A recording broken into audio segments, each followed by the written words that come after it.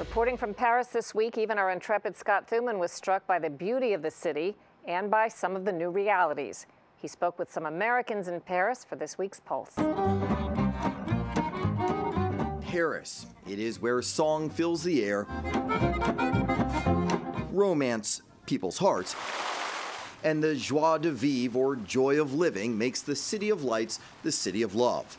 Its Eiffel Tower, museums of priceless art, the River Seine and sidewalk cafes are an international draw and what lured the Williams and Ostrovskys from Florida.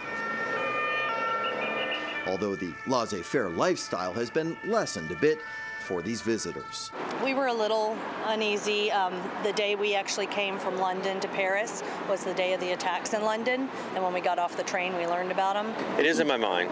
I do, if I hear something, or whenever we hear motorcycles, we kind of look, I don't know why, what it is, maybe all the movies we've seen in the past, we'll hear motorcycles, kind of look to see what that is. When we're sitting in a cafe, kind of watching from stuff that had happened here in the past. That past of the Paris attacks has some very present reminders. Heavily armed police walk the beat around the city's most iconic sites and where tourists are hard-pressed not to notice.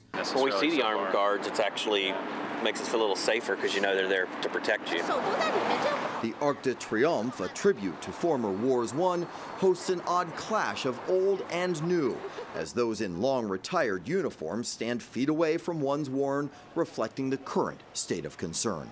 The Blau family is here from California. As Americans, we have a false sense of security, especially those that traveled before 9/11. We certainly thought about it with our discussions of this trip, but once you're here, I mean, you're constantly aware of your surroundings, and no, it's a lovely city. Even the French clash over the relaxed c'est la vie mindset. Do you worry at all, or no? No, I'm not. I'm not worried. I am.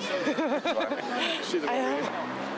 Though it's an exaggeration to say fear dominates the mindset in France. After all, Paris is a strolling and shopping haven. She's done some damage. Yeah, she has. Yeah, look at the bags. And so they choose to concern themselves with another type of international conflict. Being from Los Angeles, too, we're hoping to get the Olympics, and France is the only country that's left. So it's between France and the U.S. So you're over here doing a little lobbying. Well, we've got fingers crossed. We'll see. And coming up next week on Full Measure, our engagement in Afghanistan. It's not just about big bombs and fighting Islamic extremist terrorists. It also includes paying ghost soldiers with your tax dollars. When you say ghosts, what are you referring to? Well, we're talking about policemen, Afghan military, Afghan civil servants who don't exist, or they have multiple identity cards, and we're paying their salaries. The incredible story of wasted U.S. tax dollars next week. That's all for this week. Thanks for watching. Until next time, we'll be searching for more stories that hold powers accountable.